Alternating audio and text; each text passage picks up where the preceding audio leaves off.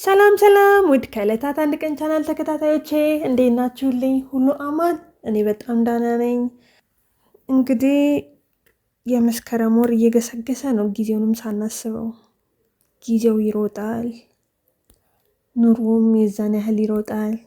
ሰውም ጠዋት ማታ ይሮጣል። መንገድ ላይ ያሉት መኪኖች ሁላ ይሮጣሉ።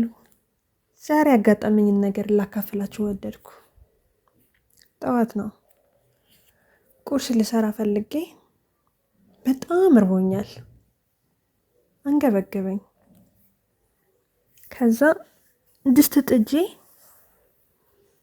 ውሃው እስኪፈላ ድረስ መጠበቅ አቃተኝ። ትዕግስት የሚባል ነገር አጣሁ። የውሃውን አይን ማየት ጀመርኩ። ከዛ እሱን እያሰብኩኝ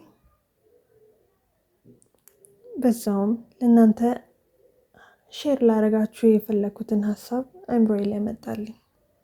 ዓለም አንድ ሆናለች በሚባልበት በዚህ ዘመን ነገሮች እጅግ በጣም እየፈጠኑብንና የፈለግነውን መረጃ በቀላሉና በአፋጣኝ የምናገኝበት ወቅት ሆኗል።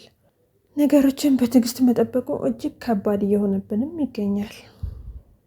የምንፈልጋቸውን ነገሮች ሁሉ በቀላሉ ማግኘት እንደምንችል የምንኖርበት ጊዜ የሞገተን እንደሆነ ነው የማስበው። ጥረትና ትዕግስት ከጊዜ ወደ ጊዜ ዋጋቸውም እየወረደ እየመጣ ነው። የጊዜ ፍጥነት፣ የሁኔታዎች መመቻቸት ትዕግስትን ሳይሆን ተስፋን መቁረጥን እንደ አፋጣኝ ምርጫ እንድንወስደው እያደረገን ነው ብዬ ሁላ ማሰብ ጀምሬያለሁ። አስባችሁታል?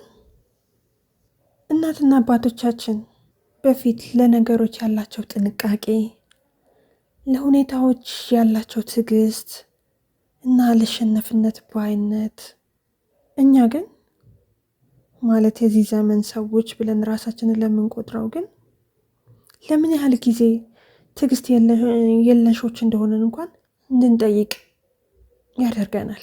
ነገረ ስራችን ሁሉ ፈጣን ነው።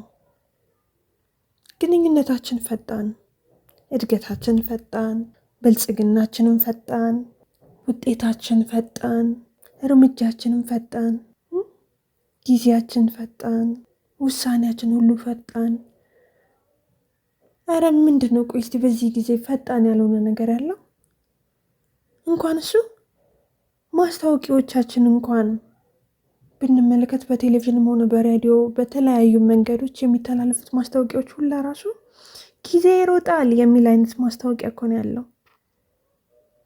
ይሄ ነገር ቆይ መሬት ክብ ነች አይደለችም ብለው የህብረተሰብ አስተማሪዎቻችን ወይ የጂኦግራፊ አስተማሪዎቻችን ልባችንን ሲያደርቁ እንደከረሙት ሁሉ እኔም በሀሳቤ ላድርቃችሁ እስቲ። እውነት ጊዜውን የሚሮጠው ወይስ እኛ ነን ትዕግስት ያጣ ነው?